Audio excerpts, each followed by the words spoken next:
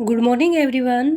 हम पढ़ रहे हैं मनोविज्ञान और जिसमें हमारा चल रहा है बाल विकास वाला टॉपिक। और आज कल हमने पढ़ा था सामान्य जो मनोविज्ञान बाल विकास के जो सिद्धांत हैं उनके बारे में। आज हम पढ़ेंगे वैज्ञानिकों के जो बाल विकास के बारे में वैज्ञानिकों की जो अवधारणाएं हैं, उनके सिद्धांत हैं और उनके जो विचार हैं उनको हम देखने वाले हैं। तो सबसे पहले हम देखेंगे कोहलबर्ग का जो नैतिक विकास का सिद्धांत था, इसके बारे में हम पढ़ेंगे।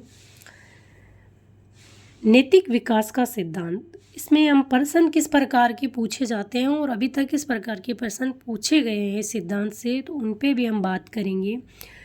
आपसे पूछे कि नैतिक विकास का जो सिद्धांत है बाल विकास में वो किसका है, तो वो कोहलबर्ग का है।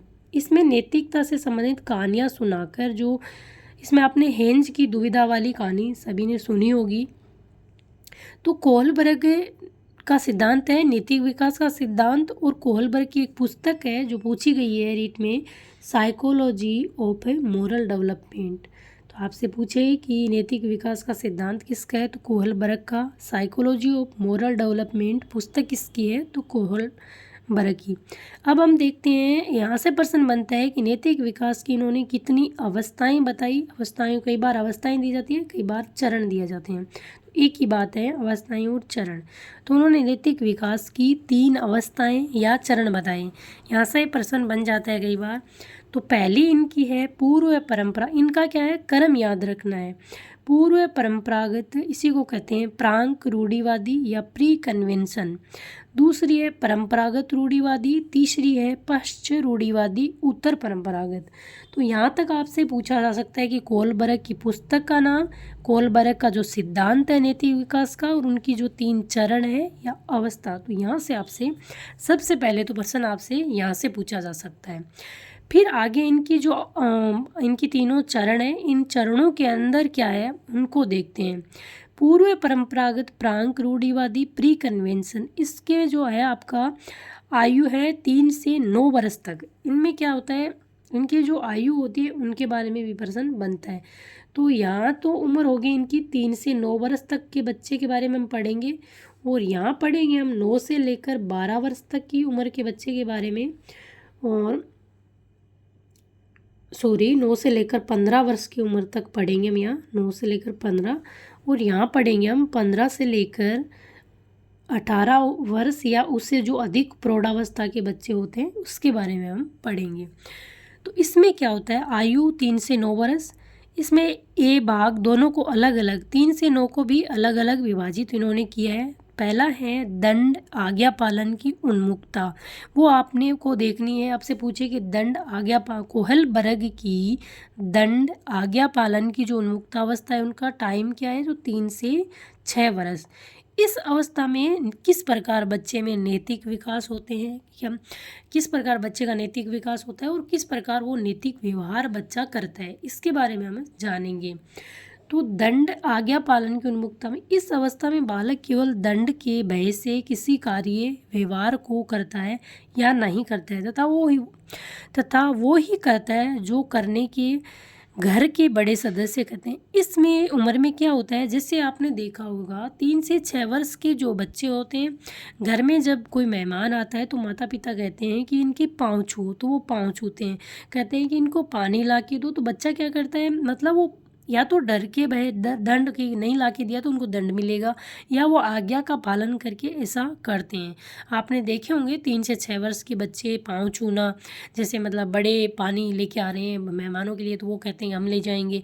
इस प्रकार की बच्चे हैं जो करते हैं। तो वो नैतिक विकास, इनमें नैतिक भावना होती नहीं है, घर के बड़ों के द्वारा सिखाई जाती है। तो या तो वो दंड के भय से करते हैं या आज्ञा पालन के भय से करते हैं। तो आपसे इस प्रकार पूछा जाए कि कोहलबर्ग की किस अवस्था में दंड या आज्ञा पालन की वजह से बच्चे नैतिक विकास में जो चीज़ें होते हैं वो दर्शाते हैं, तो ये 3 से 6 वर्ष की अवस्था में ऐसा होता है। फिर आगे इसी का भाग है पूर्व परंपरागत, प्राक रूढ़िवादी या प्री कन्वेंशन का ही भाग है साधनात्मक अनुबंधन या लालच की उन्मुक्ता। ये आपका होता है 6 से लेकर 9 वर्ष तक। इसमें क्या होता है, बच्चे को मतलब कुछ लालच दिया जाता है कि आप ये करोगे तो आपको ये मिलेगा। आजकल आप देखते हो कि बच्चों को पहले काम के लिए बोलते हैं तो बच्चे कहते हैं कि आप फ़ोन दोगे तो हम ये काम करेंगे, आप ये चीज़ हमें दिलाओगे तो हम ये करेंगे। इस उम्र में अगर बच्चों से कोई काम कराना होता है तो उनको लालच या पुरस्कार देना पड़ता है। तो ये इस अवस्था में बालक केवल उस व्यवहार या आचरण को अपनाता है जिसके द्वारा उसे कोई पुरस्कार मिलना हो तथा उसके बदले में वह किसी का कहना मानना या वस्तु देना जैसे कार्य करता है। इस अवस्था में उसका लालच को दर्शाता है। तो ऐसा पूछा जा सकता है कि कोहलबर्ग की किस अवस्था में बच्चे को लालच दर्शाता है या पुरस्कार की वजह से वो काम करता है या नहीं करता है। तो ये 6 से 9 वर्ष की अवस्था उनकी होती है। दूसरी जो उनकी है परंपरागत रूढ़िवादी, इसमें आपके 9 से लेकर जो 15 वर्ष तक के उम्र के बच्चे हैं उनके बारे में कोहलबर्ग ने क्या कहा है। नंबर 1, इन्होंने इसको भी 2 भागों में, जो इन्होंने 3 चरण बताए, 3 अवस्थाएं बताई, तो हर चरण को इन्होंने 2-2 भागों में अलग अलग विभाजित किया है और उनको अलग अलग नाम दिया है।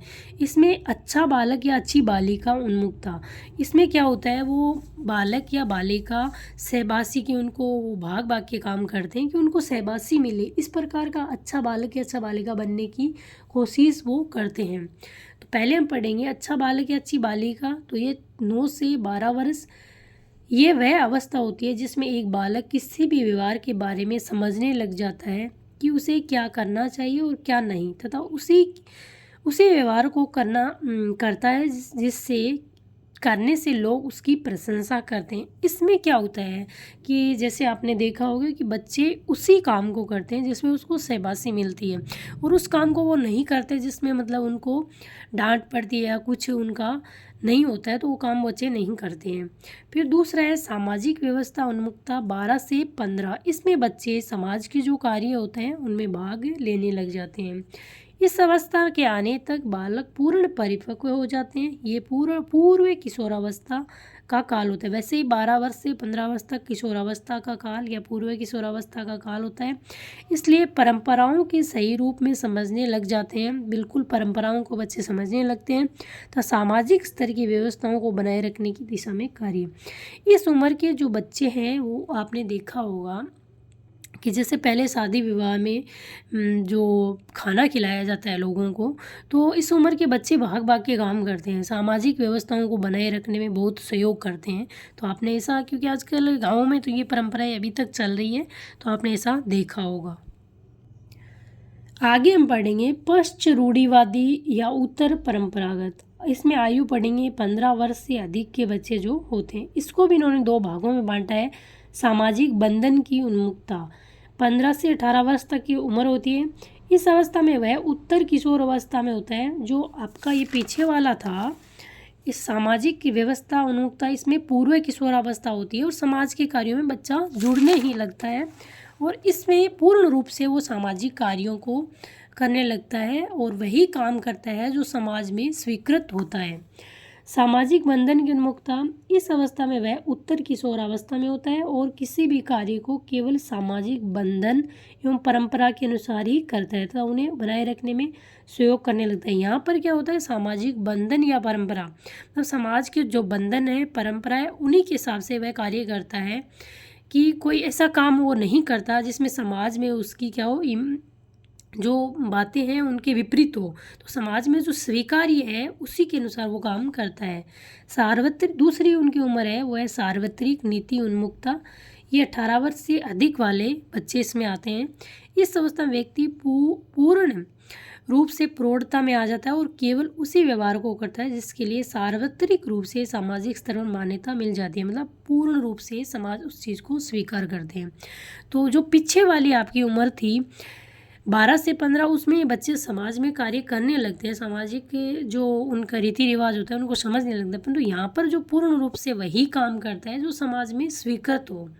तो आज हमने पढ़ा कोहलबर्ग का नैतिक विकास का सिद्धांत और उनकी जो पुस्तक थी साइकोलॉजी ऑफ मोरल डेवलपमेंट, और इसमें इनके 3 आपसे पूछे कि इनकी कितनी अवस्थाएं या चरण बताएं, तो इन्होंने 3 अवस्थाएं बताई।